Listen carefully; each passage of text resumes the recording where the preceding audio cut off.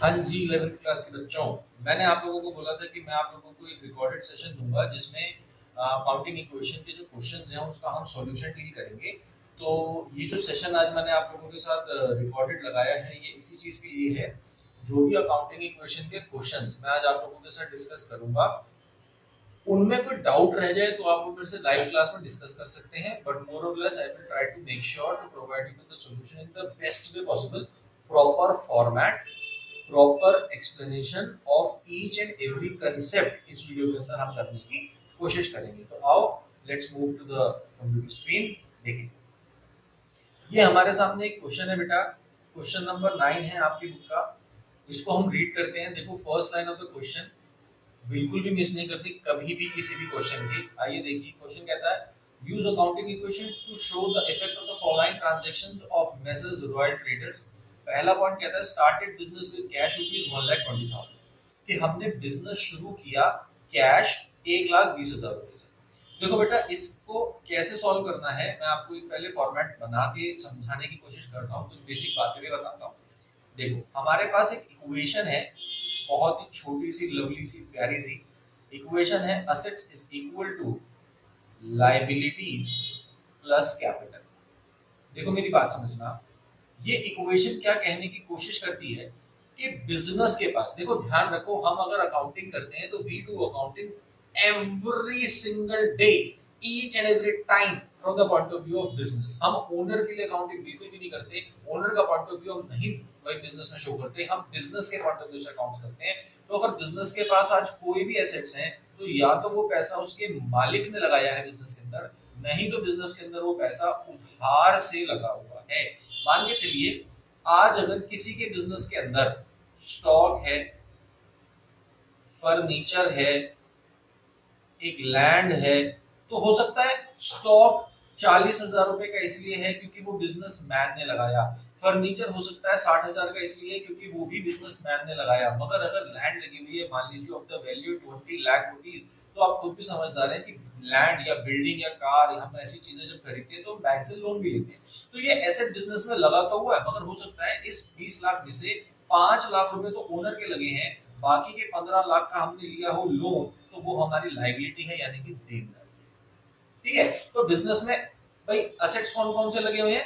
Business में assets लगे हुए हैं स्टॉक, फर्नीचर और लैंड। बिजनेस में अगर स्टॉक, फर्नीचर और लैंड लगा भी हुआ है तो हमने क्या समझा कि भाई स्टॉक और फर्नीचर के पैसे तो हो सकता है मालिक ने खुद ने अपनी जेब से लगा दिए हो, मगर लैंड का कुछ पोर्शन फाइनेंस भी हो सकता है बाहर से। वो बिजनेस में लगा हुआ है लैंड, बिजनेस में एक एसेट है लैंड, मगर एसेट का कुछ पोर्शन एक्सटर्नली फाइनेंस है, मतलब मालिक ने फाइनेंस नहीं करा, मालिक के पैसे नहीं लगे, बैंक से मांग के पैसे लगे हुए, एक ना एक दिन उस बैंक के लोन की हमें रिपेमेंट करनी है, इसलिए वो हमारी है लायबिलिटी। तो एक इक्वेशन यहाँ पर हमारे पास बिल्कुल क्लियर माइंड में रहनी चाहिए कि ऑलवेज अकाउंट्स के अंदर assets is equal to liabilities plus capital. ठीक है, असेट्स का बैलेंस हमेशा 365 डेज 24/7 किसके बराबर रहेगा?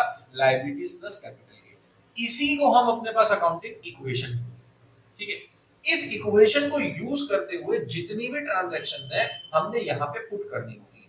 देखो जरा, मैं आपको इसका प्रॉपर फॉर्मेट भी बना के दिखाता हूँ कि हमने क्वेश्चन कैसे सॉल्व करना होता है। यहाँ पर assets is equal to liabilities plus capital,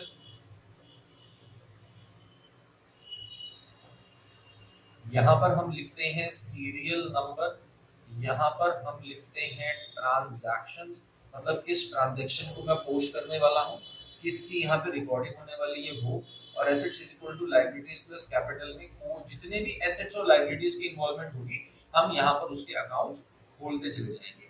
आइए एक बारी और क्वेश्चन के माध्यम से मैं इसको क्लियर करने की कोशिश करता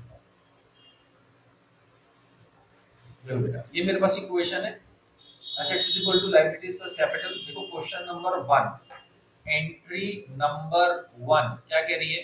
स्टार्टेड बिजनेस विद कैश 50,000, कि अगर मालिक ने बिजनेस शुरू किया है 50,000 रुपया कैश से, तो देखो कैश क्या है, सोचो फटाफट, कैश क्या है? कैश एसेट, लायबिलिटी, इनकम या फिर एक्सपेंस?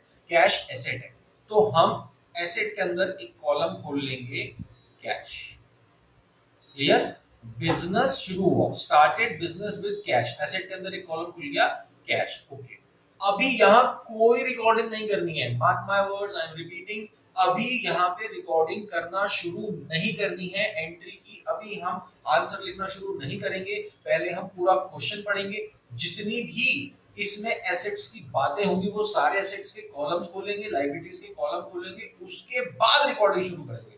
वरना क्या होगा, अगर हम मान लीजिए 4th या 5th एंट्री तक पहुंच गए, रिकॉर्डिंग कर लिए, फिर पता पड़ा इसमें तो एसेट का एक आधा और कॉलम बनना था, काफी हैफाजर्डली वो रिकॉर्ड करना पड़ेगा आपको, जो कि अच्छी बात नहीं। चलिए, started business with cash. Next है purchase goods for cash ₹10,000। Goods खरीदे हमने कैश में। अगर बेटा मैं कैश में सामान खरीदूंगा तो मेरे पास से कैश चला जाएगा, ठीक है, और कैश का कॉलम बना। पढ़ो ना भाई, क्वेश्चन पढ़ो, रीड इट आउट लाउड। क्या कह रहा है, purchase goods for cash, goods हमने परचेज करी, तो बेटा गुड्स को यहां पर हम बोलेंगे अपना स्टॉक, और stock is again our asset, stock is again our asset, ठीक है। तो मैंने एसेट के अंदर एक नया कॉलम खोल लिया, स्टॉक। नेक्स्ट पढ़ते हैं, रेंट रिसीव्ड ₹5,000। रेंट रिसीव होगा, कैश में रिसीव हुआ, कैश का कॉलम खुला हुआ है, और रेंट मेरी इनकम है। रेंट इस पर्टिकुलर केस में अगर रेंट मुझे रिसीव हो रहा है तो रेंट मेरी क्या है, इनकम, और इनकम अल्टीमेटली पार्ट जो ओनर है उसकी कैपिटल को बढ़ा दे, है ना भाई। आप इसको इस तरीके से समझें, अगर मालिक ने बिजनेस में पैसे लगाए थे 1 लाख रुपीस, और आज उसको रेंट मिल गया 10,000 रुपया कहीं से, ठीक है, 1 लाख रुपीस लगाए थे, आज उसे 10,000 रुपया रेंट मिल गया। Now he is of the opinion of closing down the business. जब वो बिजनेस बंद कर देगा तो what will he expect in return from the business. वो अपने बिजनेस से क्या कहेगा, मुझको कितने पैसे वापस चाहिए। क्या वो बिजनेस से कहेगा मैंने 1 लाख रुपए लगाए थे 1 लाख ही दे दो, या वो बिजनेस से कहेगा कि मैंने 1 लाख रुपए लगाए थे प्लस मुझे 10,000 रुपए रेंट भी तो मिला है। Now the business would be owing him ₹1,10,000। समझो मेरी बात भैया, अगर रेंट मालिक को मिल गया है तो बिना रेंट लिए मालिक बिजनेस बंद नहीं करेगा। मालिक कहीं ना कहीं दिमाग में सोच के बैठा है कि मेरे 1 लाख रुपए 1,10,000 में कन्वर्ट हो चुके हैं। तो इसीलिए किसी भी तरीके की इनकम को हम कैपिटल के अंदर प्लस कर देते हैं, और किसी भी तरीके के नुकसान को, लॉस को, एक्सपेंस को हम कैपिटल में से क्या कर देंगे, माइनस कर देंगे, ठीक है। Coming back to the question, आप देख सकते हैं यहाँ रेंट अगर रिसीव हुआ तो वो इनकम है, इनकम को हम कैपिटल के अंदर डील कर देंगे। हमें यहाँ पर उसका नया या अलग कोई कॉलम बनाने की जरूरत नहीं है। नया या अलग कॉलम किस चीज का बनेगा, असेट या लायबिलिटी का, असेट या लायबिलिटी का। इनकम और एक्सपेंस के नए नए कॉलम बनाने की कोई आवश्यकता नहीं। चलिए आगे, सैलरी आउटस्टैंडिंग। सैलरी आउटस्टैंडिंग क्या समझाया था, सैलरी एक्सपेंस होता है और salary outstanding is liability. Salary outstanding मतलब we have taken the benefit, we have made the employee work for the whole month, now his salary is due, we cannot refuse the payment, हमें वो payment करनी ही पड़ेगी। तो salary outstanding is our, बताओ asset liability income या फिर expense। जल्दी, salary outstanding, बंदे को काम करवा दिया है पूरा महीना, अब उसको सैलरी देनी पड़ेगी, तो सैलरी इज आवर लायबिलिटी, ये पैसे मुझे देने ही पड़ेंगे। तो यहाँ पे मैं एक कॉलम बना रहा हूँ आउटस्टैंडिंग सैलरी। चलो जी, ये भी हो गया। नेक्स्ट पढ़िए फटाफट, point number E, goods sold for cash costing 5,000 rupees 7,000। देखो बेटा, गो बाय द स्टेटमेंट, क्वेश्चन ढंग से रीड करने की आदत डालिए, जल्दी किसी चीज की नहीं है, तसल्ली से। क्या कह रहा है, goods sold for cash, goods बेच दिए, किसके अगेंस्ट, क्यों बेच दिए, क्योंकि कैश मिला, ठीक है जी। कॉस्टिंग कितनी थी, 5,000, कितने में बेचे, 7,000 में। 5,000 के गुड्स 7,000 में, 5,000 के 7,000 में बेचे हैं। तो देखो 7,000 जो मुझको मिला वो मेरा कैश में जाएगा, और 5,000 के मेरे पास गुड्स कम हो गए, यानी कि उसकी एंट्री में स्टॉक में करूंगा। तो मेरे पास स्टॉक का भी कॉलम है और कैश का भी कॉलम है, मुझे अलग से कोई कॉलम नया बनाने की जरूरत नहीं है। मगर सोचना जरा, प्रॉफिट हुआ या loss, go by the statement, profit हुआ या लॉस। 5,000 के 7,000 में, 5,000 के 7,000 में, जब 5 का सामान 7 में बेचोगे तो ऑब्वियसली प्रॉफिट है। और प्रॉफिट पे अगेन किसका हक है, प्रॉफिट पे अगेन किसका हक है, हाँ जी, एक तरीके की इनकम है। प्रॉफिट पे दोबारा मेरे को बताने की जरूरत नहीं होनी चाहिए कि इनकम पे हक किसका है, मालिक का, जो कि कैपिटल के अंदर जोड़ी जाएगी। की, ठीक है। तो 2000 रुपए का प्रॉफिट है, उसको मैं इनकम में डील करूंगा, पूरा भी करके दिखाऊंगा, अभी सिर्फ एक्सप्लेन कर रहा हूँ। तो ये वाली ट्रांजैक्शन भी हो गई हमारे पास। नेक्स्ट क्या है, गुड्स डिस्ट्रॉयड बाय फायर। आ भी गई गुड्स यानी कि स्टॉक, ठीक है जी। डिस्ट्रॉयड बाय फायर मतलब कम हो गए, तो स्टॉक में से कम होगा। और ये क्या है, एसेट लायबिलिटी इनकम या एक्सपेंस। गुड्स जो हमारे पास पड़े थे, स्टॉक जो हमारे पास पड़े थे, उसमें आग लग गई है। अगर भैया स्टॉक में आग लग जाएगी, क्या है, एसेट लायबिलिटी इनकम या फिर expense.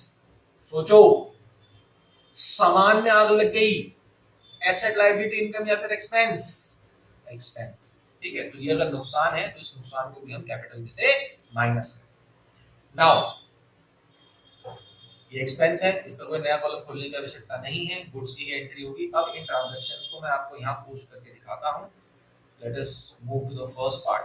Started business with cash 1,20,000। देखिए बेटा सॉल्यूशन इसका कैसे होगा। यहाँ पे मैं लिखूंगा सीरियल नंबर 1 और ट्रांजैक्शंस में ये पूरा क्वेश्चन एज इट इज लिखा जाएगा। क्या लिखा जाएगा, स्टार्टेड बिजनेस विद कैश ₹1,20,000। तो 1,20,000 से मैंने बिजनेस शुरू करा, तो कैश के अंदर मैं लिखूंगा 1,20,000 और ये पैसे मालिक ने लगाए हैं, तो कैपिटल के अंदर मैं लिख रहा हूं 1,20,000, ठीक है। क्योंकि स्टार्ट कौन करेगा, बिजनेस मालिक ही करेगा ना, इसी। Next, purchase goods for cash. हमने सामान परचेज करा और कैश की पेमेंट कर दी, ठीक है जी। सामान हमने परचेज करा है 10,000 का और कैश में पेमेंट कर दी है, तो point number 2, purchased goods for cash. 10,000 रुपया हमने पेमेंट कर दी, तो आप देख सकते हैं 10,000 रुपया कैश में से चला जाएगा। और इस चले जाने को मैं नेगेटिव साइन के साथ डिनोट नहीं कर रहा, ब्रैकेट बना के डिनोट कर रहा हूं। आप जैसा चाहें वैसा कर सकते हैं, ब्रैकेट में लिखेंगे या नेगेटिव साइन बनाएंगे, it is one and the same thing. और पढ़ो, purchase goods for cash, cash चला गया मगर गुड्स तो आए, तो गुड्स को हम स्टॉक में यहां प्लस कर देंगे 10,000। क्लियर। देखिए मेरे बच्चों, जब हम इतना कर लेते हैं, दो ट्रांजैक्शन बन गई, तो we need to prepare a new equation कि अब कितने एसेट्स और लायबिलिटीज हमारे पास आ रहे हैं, उनका क्या टोटल है, ये मुझे प्रिपेयर करके दिखाना पड़ता है, ठीक है। तो देखिए कैश मेरे पास 120 का था मगर 10 का जा चुका है, तो 1,10,000 रुपीस हमारे पास बचा, प्लस 10,000 रुपीस का हमारे पास स्टॉक है। इट इज इक्वल टू, यहाँ अभी कोई एंट्री नहीं हुई है, कोई अमाउंट नहीं है, सीधा सीधा मैं कैपिटल के अंदर लिख सकता हूँ 1,20,000। आप देख सकते हैं assets is equal to liabilities plus capital, यहाँ पे कुछ है ही नहीं।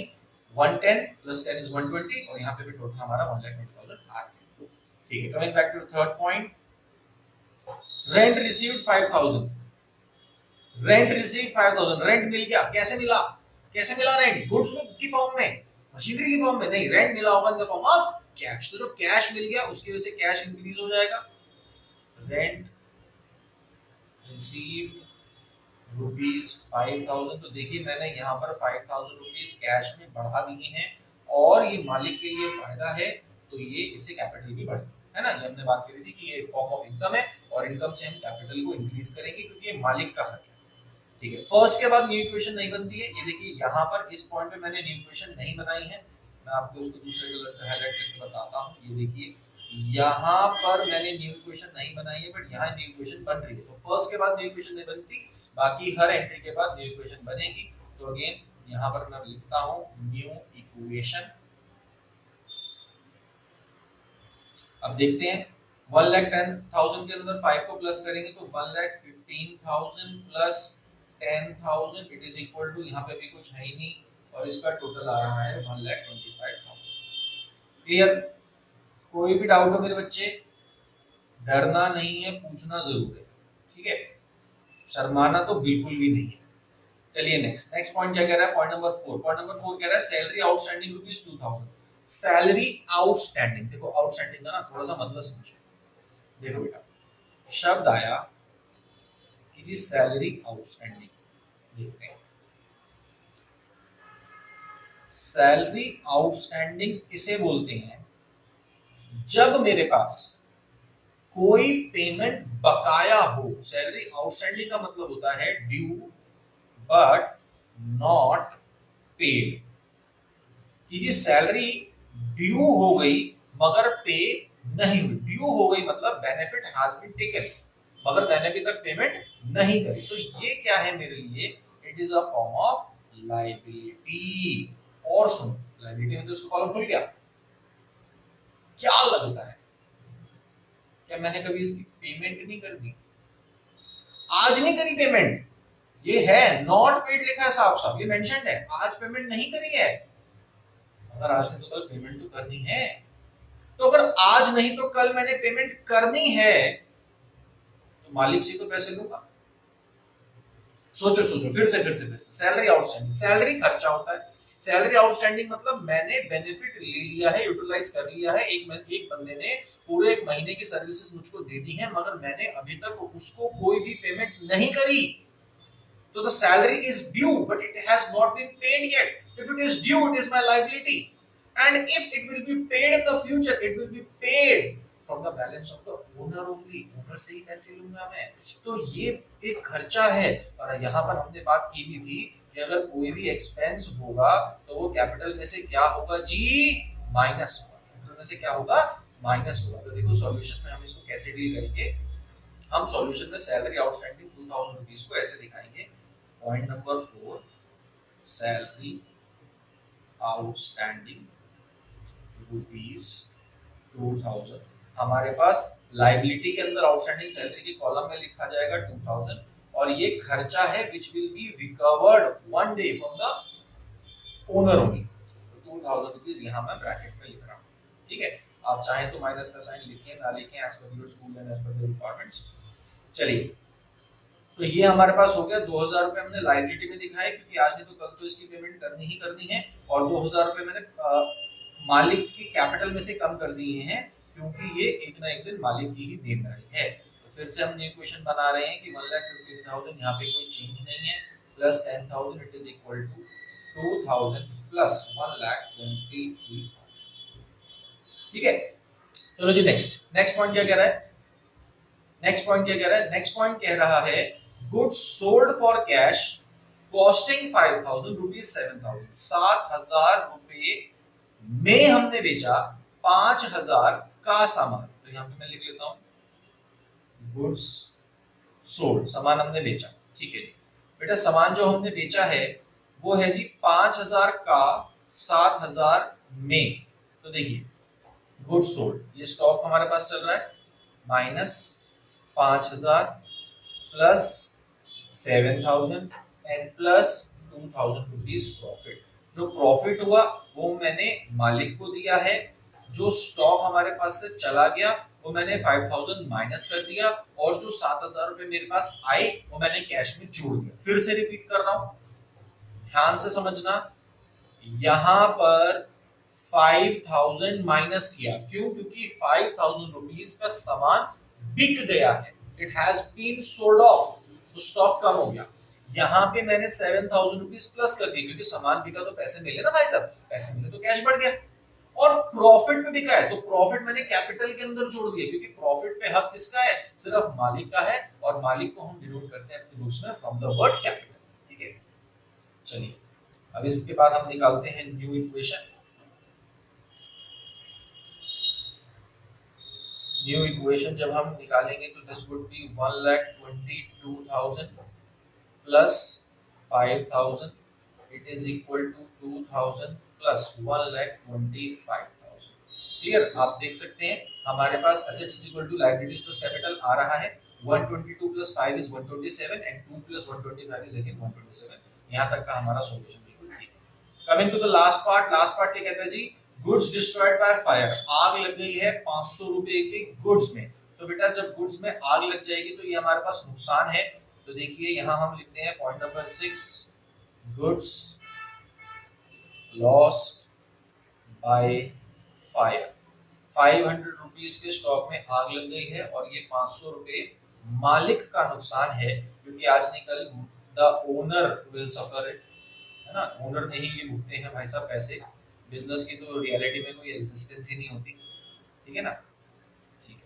तो देखिए इधर 1,22,000 का कैश है हमारे पास, 4,500 का स्टॉक है, 2,000 रुपए की आउटस्टैंडिंग हमारे पास सैलरी चल रही है, यहाँ पे बैलेंस आया 1,24,500, 500। ये हमारे पास फाइनल एक आंसर निकल कर आया है, जिसकी अब हमें लास्ट में बनानी होती है बैलेंस शीट। क्वेश्चन में मेंशन नहीं है, बट हाँ कुछ स्कूल वाले कभी कभार बनवा देते हैं, इसीलिए it is my duty to tell you. तो देखो बैलेंस शीट कैसे बनेगी। बैलेंस शीट में मेरे बच्चों हमारे पास एक साइड असेट्स आते हैं, दूसरी साइड लायबिलिटीज आती हैं। जितने भी असेट्स हैं, जितनी भी लायबिलिटीज क्वेश्चन के अंदर हैं, उसकी हमें बाइफिकेशन यहाँ देनी होती है। देखिए जरा कुछ इस तरीके से हम लिखते हैं लायबिलिटीज, अमाउंट, असेट्स, अमाउंट। तो असेट साइड पे क्या क्या है हमारे पास, एक कैश है और दूसरा स्टॉक है। तो वही हम लिख लेते हैं, एक हमारे पास कैश है, दूसरा हमारे पास स्टॉक है। कैश का बैलेंस है 1,22,000, स्टॉक का बैलेंस है 4,500। और कैपिटल समझेंगे जरा, कैपिटल, कैपिटल को कहां लिखेंगे, वर्ड आया जी capital. Capital is dash of the business, capital is dash of the business, asset या फिर लायबिलिटी। शाबाश, कुछ बच्चों के पास तो आंसर है।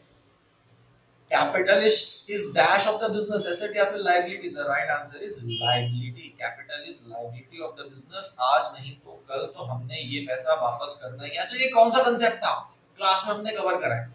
ये कौन सा कांसेप्ट था, ये था जी बिजनेस एंटिटी कांसेप्ट। कौन सा था, बिजनेस एंटिटी कांसेप्ट। क्या सिखाता है कि ओनर और बिजनेस दो अलग अलग एंटिटीज हैं, इसीलिए कैपिटल जो है वो बिजनेस की लायबिलिटी माना जाता है। तो capital is liability of the business. इसीलिए हम क्या करेंगे, हम कैपिटल को यहाँ लायबिलिटी साइड पे शो कर रहे हैं।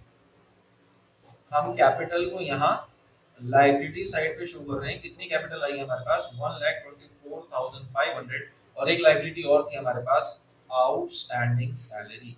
तो आउटस्टैंडिंग सैलरी यहाँ आ गई 2,000। The total of both the sides should be same। अगर आंसर हमारा सही है तो should be same। अगर सेम नहीं आ रहा तो डेफिनेटली आपने कहीं ना कहीं गलती करी है, ये मान के चलना। इसका हम टोटल करेंगे, दिस वुड बी 1,26,500। इसको भी टोटल करके देखते हैं, 1,26,500। The balance sheet is balanced. आप देख सकते हैं दोनों साइड्स का टोटल बराबर है। दिस प्रूव्स कि हमारा आंसर बिल्कुल सही है। ठीक है, This was all about this particular question। अब नेक्स्ट क्वेश्चन की ओर चलते हैं हम लोग। आइए फटाफट नेक्स्ट क्वेश्चन हमारे पास ये रहा, क्वेश्चन नंबर 10। तो फॉर्मेट में आप लोगों के साथ एक बार डिस्कस कर चुका हूं। Now what I will be doing is I will be telling you the solution of each and every part by explaining कि उनकी कहां-कहां पर एंट्रीज जाएंगी। ठीक है, I hope it would be helpful enough. देखते हैं जरा। सबसे पहले हमारे पास है commenced business with cash. Cash से बिजनेस शुरू करा, सिंपल है। ये हमने लास्ट पार्ट में भी अभी इसकी भी एंट्री करी थी। असेट के अंदर एक हम कॉलम खोलेंगे कैश का, और कैपिटल के अंदर इसकी ट्रीटमेंट जाएगी। हमने 60,000 रुपए से बिजनेस शुरू करा, तो 60,000 इधर और 60,000 इधर। ठीक है, ये हमारे पास फर्स्ट पार्ट हो गया। नेक्स्ट पार्ट क्या है, paid rent in advance. Paid rent in advance ₹500। समझो मेरे बच्चों इस बात को, अगर हम रेंट एडवांस में पे करेंगे तो वो क्या है भाई, रेंट पेड इन एडवांस क्या है भाई। सुनो बेटा, मैं अगर किसी भी आदमी को, let us assume I live in a rented property, right. Assume कर लेते हैं कि मैं जिस घर में रह रहा हूं उसका मुझे रेंट पे करना होता है ₹12,000 पर मंथ, ₹12,000 पर मंथ। ठीक है, तो हुआ क्या, मैंने अपने मकान मालिक भाई साहब को बुलाया। मैंने कहा भाई साहब साल भर में देखो जो रेंट बनेगा वो बनेगा 1,44,000। ठीक है, तो क्यों ना हम इसका कुछ सॉल्यूशन निकाल। उन्होंने कहा क्या सॉल्यूशन है भाई साहब, देखो एक काम करते हैं, आप भी समझदार हो मैं भी समझदार हूं, क्या हर महीने 12-12 हजार रुपए मेरे पास आगे मांगोगे सर, टेंशन दोगे महीने की पहली तारीख को, है ना। रह रहा हूं मैं, रह लेने दो, आपका भी फायदा कराऊंगा, आपको पैसे दूंगा। कैसे, मैंने भाई साहब एक काम करते हैं, 1,44,000 नहीं पेमेंट करूंगा मैं आपको वन टाइम पेमेंट करता हूँ, 1,20,000 वन टाइम पेमेंट करता हूँ, 1,20,000। इन अदर वर्ड्स मैंने बेटा यहाँ पे क्या किया, मैं यहाँ पे ले रहा हूँ कैश डिस्काउंट। क्या ले रहा हूँ? Cash discount. ध्यान से देखो, देखो मैंने अपने पैसे बचाए हैं। अगर आप नहीं समझ पा रहे तो मैं समझाता हूँ। 144 की पेमेंट करनी थी, 120 की पेमेंट कर रही है, मैंने 24,000 रुपया कम पे करा, साल भर में पैसे बचा लिए 24,000 रुपये, है ना। और वो पैसे अगर सामने वाला मान जाएगा तो वो क्यों मान रहा है? क्योंकि मैंने उसे क्या दिया? हार्ड कैश दिया। मैंने उसे कैश का लालच दिया। मैं वन टाइम पेमेंट, लम सम पेमेंट, भाई साहब पकड़ो ना यार, 1,20,000 रुपये, छोड़ो ना मेरा पीछा। तो हो क्या रहा है, अगर 1,20,000 रुपीज फॉर 12 मंथ्स में पे कर रहा हूँ तो मेरे को इफेक्टिवली रेंट कितना पड़ा? 10,000। वैसे उन्होंने रेंट कितना मांगा था? 12,000। तो 2,000 रुपीज पर मंथ मैंने सेव कर लिए। मैंने सेव कर लिया 24,000 रुपीज। इस 24,000 को मेरे पास बोला जाएगा कैश डिस्काउंट। क्या बोला जाएगा? Cash discount. अब क्या मुझे ये जो 1,20,000 रुपीज की मैं पेमेंट कर रहा हूँ, इसके लिए परेशान होना चाहिए? परेशान मतलब should I consider this as my expense? सोचो, क्या इस 1,20,000 रुपए की पेमेंट को मैं अपना खर्चा बोल दूं? Would it be fair to call it my expense? देखो द रियलिटी इज नो, मैं इसको खर्चा नहीं बोलता। कुछ बच्चे कहेंगे क्यों सर पेमेंट तो हुई है, खर्चा क्यों नहीं बोलोगे? सर सर ये तो बिल्कुल खर्चा है। बेटा नहीं, ये खर्चा नहीं है। अभी प्रूफ करता हूं, देखो ये खर्चा नहीं है। मान लो after 6 months due to any reason I am shifting, due to any reason मैं शिफ्ट कर रहा हूं, ठीक है। मैंने अपने मकान मालिक को बोला, मैंने कहा भाई साहब देखो 6 मंथ्स हो चुके हैं, मगर 6 मंथ्स अभी पेंडिंग है। सर मेरी फैमिली बढ़ गई है, सर मेरा जॉब का जो लोकेशन है वो चेंज हो गया है, एनी रीजन। मैं कह रहा हूं सर मुझे घर वेकेट करना है। दो I need to tell him 1 month advance, जो प्रैक्टिकल बात है मैं उनको बताऊंगा। और उनसे क्या एक्सपेक्ट करूंगा? मैं कहूंगा कि सर मैंने आपको 1,20,000 रुपीज दिए थे फॉर 12 मंथ्स, 6 मंथ्स के 60,000 रुपीज आप रख लो, मगर ये वाले 60,000 रुपीज मुझे क्या करो? मुझे रिफंड करो। हाँ या ना? भाई ये 60,000 वापस मिल जाएंगे ना। एक्सपेंस क्या होता है? एक्सपेंस होता है पैसे खर्च हो गए तो अब रिकवरी नहीं है। आप सोचो, अगर आज आप फूड एंजॉय करते हो, खाना खाते हो, और आप चले गए किसी बढ़िया लग्जरियस रेस्टोरेंट में फैमिली के साथ डिनर करने, मान लीजिए वहां पे पूरी फैमिली के डिनर का कॉस्ट आ गया 5,000 रुपीज, क्या चाहकर भी वो 5,000 रुपए वापस आएंगे? या आप इसी एग्जांपल में बेटा सोच के चलो, अगर मैं मंथली रेंट पे करता तो I was to pay rupees 12,000, अगर 12,000 rupees for the month of January मैंने पे कर दिया, तो क्या अब मैं फरवरी 1 को ये सोच सकता हूँ कि जनवरी वाले पैसे मुझको वापस मिल जाए? नहीं, वो रिकवरी नहीं होगी। The amount has been paid, the benefit has been utilized, it is expense. Amount has been paid and the benefit has been utilized. आपने सर्विसेज ली, फूड एंजॉय किया और आपने पेमेंट कर दी, वो खर्चा होता है। मगर यहाँ पे तो 1,20,000 रुपया आप धीरे धीरे यूटिलाइज करोगे ना। अगर मात्र 1 महीना रहने के बाद आप कहते कि नहीं सर मेरे को शिफ्ट करना है, तो क्या होता? इसमें से माइनस होते 10,000 rupees. You would be rewarded with 1,10,000 rupees as a refund. तो ये पैसा तो आपका जिंदा है, अभी मरा नहीं है। ये 12,000 रुपए जो आपने जनवरी का रेंट दिया, फरवरी 1 को ये पैसा मर गया। अब इसकी कोई रियलिटी में आपको रिकवरी नहीं होगी, तो इसको हम बोलेंगे एक्सपेंस। मगर इसको, इस 1,20,000 रुपए को बेटा हम क्या बोलेंगे? अपना असेट बोलेंगे। क्या बोलेंगे? एसेट, क्योंकि इस पे हमारा राइट है और आज मुतबिल कैश का इन्फ्लुएंस के इससे हो सकता है। ठीक है जी, आइए अब मैं आपके साथ एक क्वेश्चन डील कर रहा था, पेड रेंट इन एडवांस। तो इसकी ट्रीटमेंट क्या होगी वो समझते हैं। पेड रेंट इन एडवांस की बेटा ट्रीटमेंट ये होगी कि असेट के अंदर, क्योंकि मैंने पेमेंट करी है, तो कैश में से मैं माइनस कर दूंगा 500 और एसेट के अंदर एक न्यू कॉलम खुलेगा जिसको मैं बोलता हूं प्री पेड रेंट। क्या बोलूंगा? Pre paid rent. बात समझो सर, प्रीपेड रेंट ये शब्द कहां से आया? बेटा देखो ना, मेरे को पेमेंट ये रेंट की कब करनी थी? 1,20,000 की पूरे ईयर में, but I am paying it अभी के अभी। प्री मतलब पहले, पेड मतलब पैसे दे दिए, तो प्रीपेड रेंट। तो प्रीपेड रेंट मेरा क्या है? Prepaid rent is my asset. Prepaid rent is my asset, ठीक है। चलो, तो पेड रेंट इन एडवांस की उसको बात समझ आ गई। कैश में से माइनस होंगे 500 और असेट में एक नया कॉलम खुलेगा प्रीपेड रेंट। ये हो गया फर्स्ट और second part. Third part, purchase goods for cash 30,000 and credit 20,000। Purchase goods for cash, हमने कैश में सामान खरीदा और क्रेडिट यानी कि उधार में भी खरीदा। दोनों हमने दोनों तरीके लगाए अभी सामान खरीदने के अंदर। देखिए purchase goods for cash 30,000 credit 20,000, मतलब टोटल परचेज कितने की है देखना जरा। टोटल परचेज कुछ हमने खरीदा कैश में और कुछ हमने खरीदा क्रेडिट में। क्रेडिट यानी कि उधार, उधार पे मैंने खरीदा 20,000, कैश में मैंने खरीदा 30,000। तो टोटल मैंने कितने का सामान खरीदा जी? 50,000 रुपयों का सामान खरीदा। टोटल कितने का सामान खरीदा? 50,000 रुपयों का सामान खरीदा। तो देखो जो मैंने कैश में खरीदा असेट साइड के अंदर, कैश में से मैं माइनस कर दूंगा 30,000। फेयर इनफ, क्योंकि मैंने पैसा दिया तभी सामान मिला। लिखा भी है purchase goods for cash, cash देके पेमेंट हुई 30,000, मगर क्रेडिट यानी कि उधार पे खरीदा 20,000। तो क्या मुझे ये पैसे नहीं देने? अगर मैं किसी से उधार पे सामान खरीद लूंगा, क्या मुझे पैसे नहीं देने? देने हैं, आज निकल देने हैं। तो ये क्या है? असेट लायबिलिटी इनकम या एक्सपेंस? असेट लायबिलिटी इनकम या फिर expense? This is my liability. तो लायबिलिटी के अंदर हमारे पास लिखा जाएगा एक शब्द क्रेडिटर। क्या लिखा जाएगा? एक शब्द क्रेडिटर। आओ समझो, देखो बेटा, शब्द है हमारे पास क्रेडिटर। एक इसका भाई भी होता है, इसका नाम होता है डेटर। ध्यान रखना, this is not debtor, D silent होता है, दिस इज डेटर। देखो क्रेडिटर क्या होता है? जो मुझे क्रेडिट पे परचेज करना अलाउ करता है वो होता है creditor, and creditor is my liability. Whereas debtor वो होता है जिसे मैं क्रेडिट पे सेल करता हूं और ये मेरा होता है असेट। ठीक है, सोचो,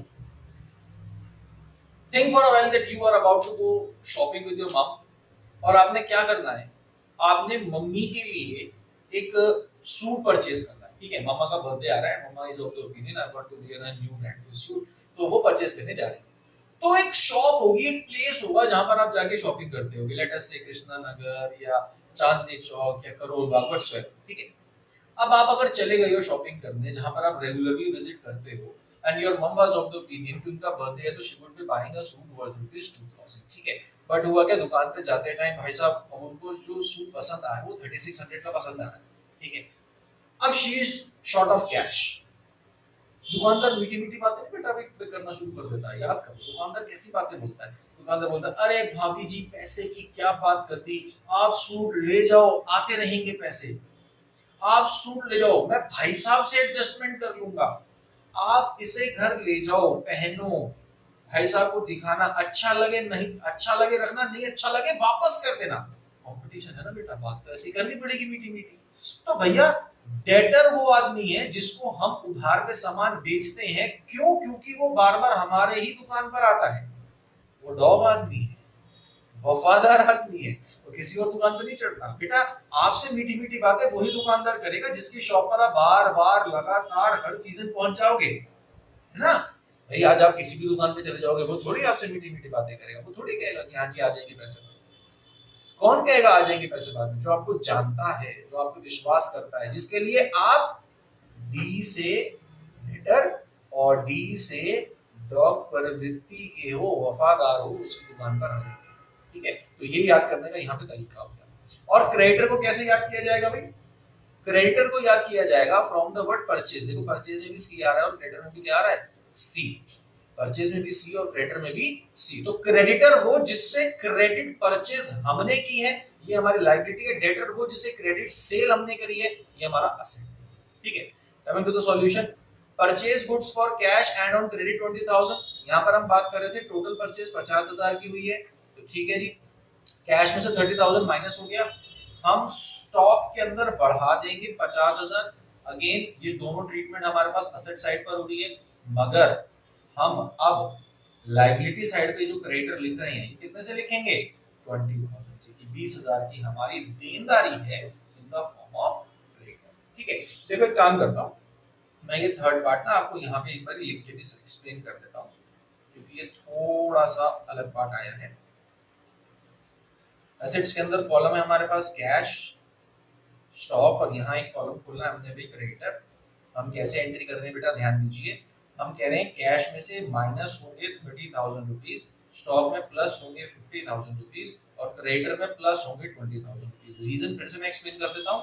भैया मैंने कैश में सामान खरीदा है, कैश चला गया, इसलिए 30,000 यहाँ से माइनस, सामान यानी कि गुड्स मेरे पास आ गया 30 ये 20 ये, टोटल 50 का सामान आ गया। और ये जो 50 का सामान आया इसमें से 30 की ही पेमेंट हुई है, 20 की पेमेंट नहीं हुई, वो मेरी लायबिलिटी है, तो वो मैंने यहाँ जोड़ परचेज गुड्स फॉर कैश। ठीक है, ये तीसरे पार्ट का solution. Coming to the next part now, क्या है हमारे पास, देखते हैं फोर्थ पार्ट क्या कहता है जी। फोर्थ पार्ट हमारे पास कहता है बेटा सोल्ड गुड्स फॉर कैश, ध्यान से पढ़ें। सोल्ड, यहाँ पे वर्ड था purchased, sold goods for cash 30,000 costing 20,000। हमने सामान बेच दिया, किसके अगेंस्ट बेचा, कैश के अगेंस्ट में बेचा। ठीक है, कैश के अगेंस्ट में बेचा 20,000 का सामान 30,000 में। देखिए मैं फिर से लिखता हूं, 20,000 का 30,000 में। तो भैया जब 20,000 का सामान बेचा तो हमारे पास स्टॉक में से 20,000 माइनस होंगे, 30,000 में बेचा वो भी कैश के अगेंस्ट, तो हमारे पास कैश के अंदर 30,000 प्लस हो जाएंगे, राइट। प्रॉफिट लॉस, प्रॉफिट या लॉस, सोचो सोचो। 20,000 का 30,000 में, तो डेफिनेटली हमें क्या हुआ है, प्रॉफिट हुआ है। तो 10,000 रुपीज का प्रॉफिट हम कैपिटल के अंदर जोड़ देंगे, कैपिटल में प्लस किया जाएगा ये प्रॉफिट, क्योंकि 20 का सामान 30 में गया है, ये कैपिटल में हो जाएगा। ठीक है, सेम वही फॉर्मेट है हमारे पास। नेक्स्ट हमारे पास सेकंड लास्ट पॉइंट क्या कह रहा है, सेकंड लास्ट पॉइंट कह रहा है paid salary 500 and salary outstanding being 100। Paid salary, salary पे कर दी, बहुत अच्छी बात, पेमेंट करते रहने चाहिए। कैश में से 500 चला गया और कैपिटल में से भी 500 माइनस हुआ, क्यों, पेड सैलरी कैश चला गया, ठीक है, और ये खर्चा है तो खर्चा कैपिटल से माइनस होगा, ठीक है। आउटस्टैंडिंग सैलरी, आउटस्टैंडिंग सैलरी हमारी क्या है, लायबिलिटी है, तो यहाँ पे लायबिलिटी के अंदर मैं शो करूंगा 100 की मेरी लायबिलिटी है, आज तो कल मैंने पेमेंट करना by the name of outstanding salary. ठीक है, और ये outstanding salary will be recovered one day from the owner only, इसलिए इस कैपिटल में से माइनस कर देंगे 100। ठीक है जी, चलिए अब हम आगे चलते हैं। नेक्स्ट हमारे पास क्या है, नेक्स्ट हमारे पास आता है लास्ट पार्ट। लास्ट पार्ट क्या कहता है, bought motorcycle for personal use, ये शब्द लगाया पैसा, बॉट मोटरसाइकिल, यहां तक तो ठीक था, क्या लिखा है, for personal use, personal use मतलब अपने लिए मोटरसाइकिल खरीदी, अपने पर्सनल यूज के लिए, मतलब मालिक ने खरीदी है। और हम अकाउंटिंग किसके पॉइंट ऑफ व्यू से करते हैं, बिजनेस के पॉइंट ऑफ व्यू से। अकाउंटिंग कर रहे हैं बिजनेस के पॉइंट ऑफ व्यू से, खरीद रही है मालिक ने अपने पर्सनल यूज के लिए, और पेमेंट बिजनेस में से हो रही है। समझो समझो क्या बात हुई है, पढ़े पढ़े ढंग से। ये देखो क्या कह रहा है बेटा क्वेश्चन, क्वेश्चन कह रहा है जी बॉट मोटरसाइकिल, मोटरसाइकिल भाई खरीद ली, किसके लिए, पर्सनल यूज के लिए, अपने पर्सनल यूज के लिए। अगर हम मोटरसाइकिल खरीद रहे हैं तो पेमेंट भी तो पर्सनल बेसिस पे होनी चाहिए थी जी, नहीं, पेमेंट कर दी बिजनेस में से, इसीलिए हम इसको यहाँ पे ट्रीट करेंगे। देखो कैसे ट्रीट करेंगे, जब हमने मोटरसाइकिल खरीदी है तो पेमेंट दी है, तो इसको हम कैश में से माइनस करेंगे 5,000, वैलिड। अच्छा, पर्सनल यूज, बेटा पर्सनल यूज के लिए अगर हम कोई सामान बिजनेस में से निकालते हैं उसको हम बोलते हैं ड्रॉइंग्स। क्या बोलते हैं, ड्रॉइंग्स। बिजनेस में से पैसा निकाल लेना for personal use is known as drawings. खुद सोचो, देखो जवाब आप ही लोग दोगे, मुझको तो अकाउंट्स बच्चे सिखाते हैं। देखो जी, बोलना जरूर है, सोचना जरूर है बेटा, नहीं सोचोगे दिक्कत हो जाएगी। क्या, कैपिटल, अगर एक मालिक आदमी ने लाख रुपए बिजनेस में से लगाया था और किसी भी कारणवश उसको 30,000 रुपए की अगर आवश्यकता आन पड़ी है, 30,000 रुपए की आवश्यकता आन पड़ी है, तो उसका बिजनेस में कितना पैसा लगा रहेगा, 70,000। बोलो हाँ या ना, जवाब दो ना बेटा, माइंड में सोचो ना। एक आदमी ने 1 लाख रुपए बिजनेस में लगा दिया, अब उसको पर्सनल यूज के लिए ड्राइंग्स करनी थी, कहां से पैसा निकालेगा, बिजनेस से निकालेगा ना। 30,000 रुपए निकाल के वो लेके चला गया, तो कितना बचा, 1 लाख बचा जी, नहीं, 1 लाख में से 30 तो चला गया, 1 लाख में से 30 तो चला गया, क्या बचा, 70,000। तो इसको हम बोलते हैं ड्राइंग्स। ड्राइंग्स, तो देखिए यहाँ पर है bought motorcycle for personal use, तो कैश 5,000 कम हो जाएगा और कैपिटल में से भी हम माइनस करेंगे 5,000। ठीक है, तो ये दो क्वेश्चन मैंने आप लोगों के साथ डील कर लिए हैं। ये आप घर पे अच्छे से नोट डाउन करेंगे, लिखेंगे, समझेंगे, कोई डाउट आएगा तो पूछेंगे। और होमवर्क के अंदर ये दो क्वेश्चन, क्वेश्चन नंबर 14 और क्वेश्चन नंबर 13 आप लोग घर पे ट्राई करेंगे। कोई भी डाउट होगा तो मेरे से लाइव क्लास के अंदर पूछो। ठीक है, आज के लिए इतना ही। Bye bye, God bless.